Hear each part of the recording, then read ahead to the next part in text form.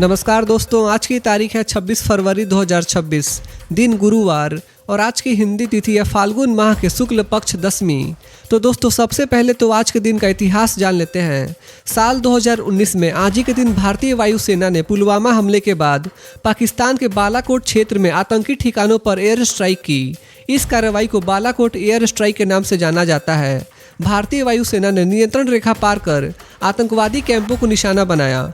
यह ऑपरेशन आतंकवाद के खिलाफ भारत की स्ट्रॉन्ग रिस्पांस पॉलिसी का प्रतीक माना गया। वहीं साल 1857 में आज ही के दिन पश्चिम बंगाल के बहरामपुर में अंग्रेजों के खिलाफ सैनिकों ने चर्बी वाले कारतूसों के इस्तेमाल का विरोध किया। यह घटना 1857 के विद्रोह की शुरुआती चिंगारियों में से एक थी।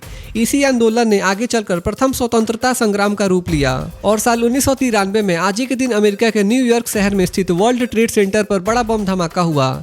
यह हमला आतंकवाद की एक गंभीर घटना थी जिसने वैश्विक सुरक्षा व्यवस्था पर गहरा असर डाला। वहीं साल 2001 में आज ही के दिन क्रिकेट इतिहास के महानतम बल्लेबाजों में से एक डॉन ब्रैडमैन का निधन हुआ।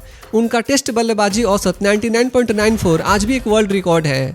उन्हें क्रिकेट का ग्रेटेस्ट बैट्समैन माना जाता है। और साल 1887 में आज ही के दिन भारत की पहली महिला डॉक्टर आनंदी गोपाल जोशी का निधन हुआ। उन्होंने उस समय चिकित्सा शिक्षा प्राप्त की जब महिलाओं के लिए हायर एजुकेशन लगभग असंभव था। वे महिला सशक्तिकरण और एजुकेशन की प्रेरणा बनी। तो दोस्तों ये था आज के दिन का इतिहास। तो चलिए अब जानते हैं आज की देश भर की सबसे बड़ी खबरें। केंद्रीय वाणिज्य और उद्योग मंत्री पीयूष गोयल ने नई दिल्ली में इजरायली प्रतिनिधि मंडल से मुलाकात की। यह बैठक Bharat Israel free trade agreement यानी FTA की पहली दौर की वार्ता की शुरुआत के मौके पर हुई। यह बातचीत 23 से 26 फरवरी 2026 तक चलेगी। दोनों देश बिलैटरल ट्रेड को मजबूत करने और इकोनॉमिक कॉपरेशन को नई दिशा देने पर जोर दे रहे हैं। इस FTA से व्यापार, निवेश और टेक्नोलॉजी सेक्टर में नए अवसर खुलने की उम्मीद है। सरकार का मानना है कि यह समझौता दोनों देशों के बिजनेस और आम लोगों के लिए फायदे का सौदा साबित हो सकता है। इलेक्शन कमीशन ऑफ इंडिया ने कल पुडुचेरी विधानसभा चुनाव 2026 की तैयारियों को लेकर अहम बैठक की। इस बैठक में राष्ट्रीय और राज्य स्तरीय राजनीतिक दलों के प्रतिनिधियों ने हिस्सा लिया।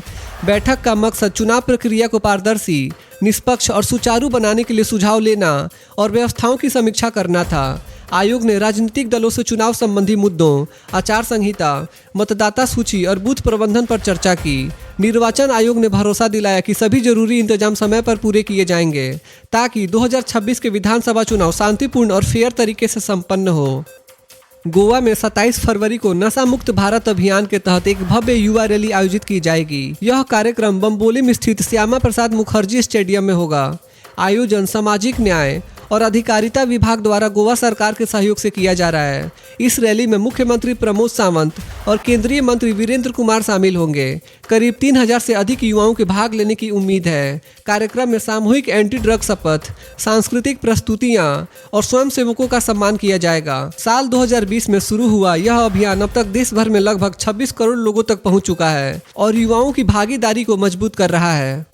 भारी उद्योग मंत्री HD कुमार स्वामी ने बताया कि PM E-ड्राइव योजना के तहत अब तक 28 लाख से ज्यादा इलेक्ट्रिक वाहन बेचे जा चुके हैं। नई दिल्ली में फिक्की की national conference on electronic vehicles को संबोधित करते हुए उन्होंने कहा कि इनमें 20 लाख से अधिक इलेक्ट्रिक 2 व्हीलर और करीब 3 लाख इलेक्ट्रिक 3 व्हीलर शामिल हैं।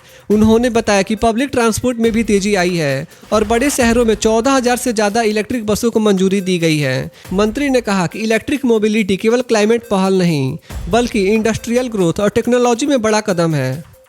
सुप्रीम कोर्ट ने साफ किया है कि वेस्ट बंगाल में चल रहे स्पेशल इंटेंसिव रिवीजन के दौरान पहचान सत्यापन के लिए क्लास 10वीं का एडमिट कार्ड अकेले मान्य नहीं होगा।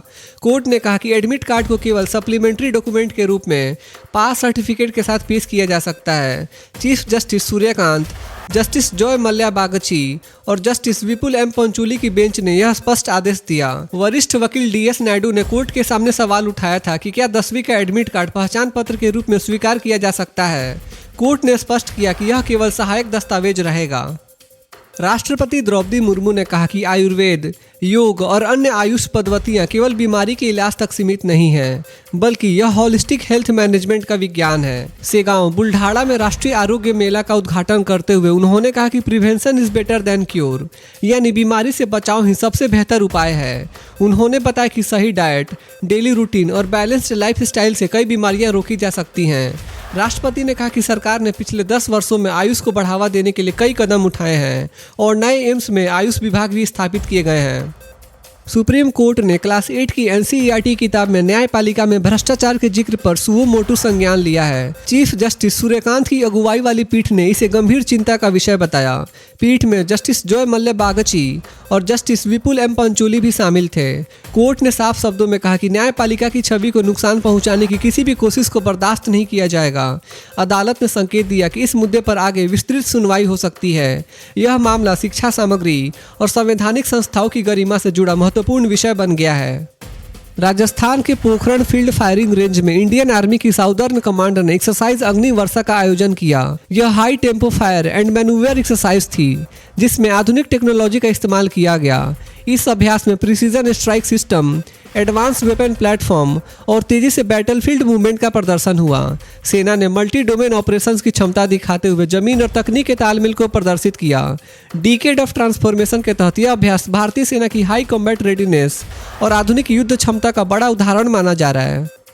प्रधानमंत्री नरेंद्र मोदी कल को 2 दिन की राजकीय यात्रा पर इजराइल के तेल अवीव पहुंचे। यह दौरा इजराइल के प्रधानमंत्री बेंजामिन नेतन्याहू के निमंत्रण पर हो रहा है। बेन गुरियन एयरपोर्ट पर पीएम मोदी को गार्ड ऑफ ऑनर दिया गया। प्रधानमंत्री नेतन्याहू और उनकी पत्नी सारा नेतन्याहू ने खुद एयरपोर्ट पर उनका स्वागत किया। दोनों नेताओं ने गर्मजोशी से मुलाकात की। रवाना होने से पहले पीएम मोदी ने कहा कि भारत इजराइल रणनीतिक साझेदारी पिछले वर्षों में तेजी से मजबूत हुई है। इस दौर में रक्षा, टेक्नोलॉजी और इनोवेशन समेत कई क्षेत्रों में सहयोग बढ़ाने पर चर्चा होगी। इजराइल के प्रधानमंत्री कार्यालय ने कहा है कि प्रधानमंत्री बेंजामिन नेतन्याहू और भारत के प्रधानमंत्री नरेंद्र मोदी के बीच मजबूत व्यक्तिगत संबंधों ने दोनों देशों के रिश्तों को नई ऊंचाई दी है।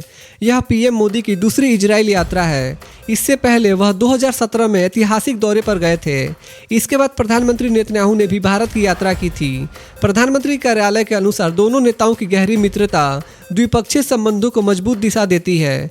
एयरपोर्ट पर औपचारिक स्वागत के बाद दोनों नेताओं की विशेष मुलाकात भी होगी। ईरान ने जिनेवा में होने वाली अहम परमाणु वार्ता से पहले अमेरिका के दबाव को सख्ती से खारिज कर दिया है। गुरुवार को होने वाली इन हाई स्टेक्स बातचीत को लेकर माहौल तनावपूर्ण बना हुआ है। अमेरिकी राष्ट्रपति डोनाल्ड ट्रंप ने साफ कहा है कि यदि बातचीत विफल हुई तो सैन्य कार्रवाई हो सकती है। वहीं अमेरिका ने पश्चिम एशिया में अपने युद्धपोत और विमान तैनात कर ताकत का प्रदर्शन किया है। ईरान ने जवाब में चेतावनी दी है कि क्षेत्र में मौजूद अमेरिकी सैन्य ठिकाने निशाने पर हो सकते हैं। इस बीच देश के भीतर हालिया विरोध प्रदर्शनों ने भी हालात को और संवेदनशील बना दिया है। केंद्रीय रेल मंत्री अश्विनी वैष्णव ने भोपाल को बड़ी सौगात दी है। उन्होंने वर्चुअली 2 नई एक्सप्रेस ट्रेनें भोपाल धनबाद त्रि-सप्ताहिक और भोपाल चौपन साप्ताहिक को हरी झंडी दिखाई।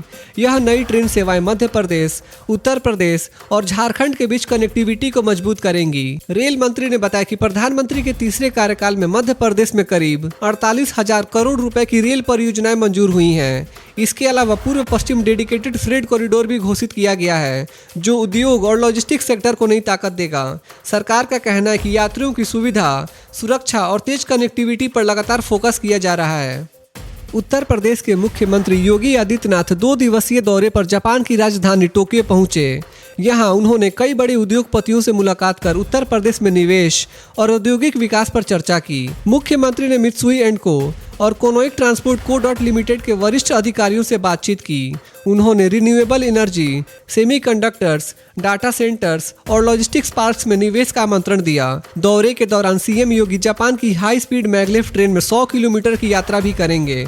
सरकार का कहना है कि यह दौरा यूपी को ग्लोबल सप्लाई चेन से जोड़ने की दिशा में बड़ा कदम है।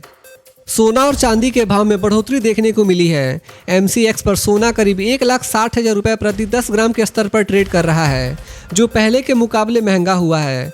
वहीं चांदी के भाव भी करीब 7,000 रुपये के ऊपर उछल गए हैं। यह तेजी बाजार में निवेशकों और खरीदारों की बढ़ती मांग की वजह से आई है। यदि आप सोना और चांदी खरीदना चाहते हैं या निवेश पर विचार कर रहे हैं तो बाजार का रुझान देखना जरूरी है। आज के भाव के अनुसार ही निर्णय लें। तो दोस्तों, आज के लिए बस इतना ही था। देश भर के छोटे बड़े अपडेट्स और हर दिन के लेटेस्ट न्यूज़, करंट अफेयर्स देखने के लिए हमारे यूट्यूब न्यूज़ चैनल इंडियन जनता न्यूज़ को सब्सक्राइब जरूर करें। मिलते हैं अगले वीडियो में, तब तक के लिए बाय बाय, टेक केयर, जय हिंद।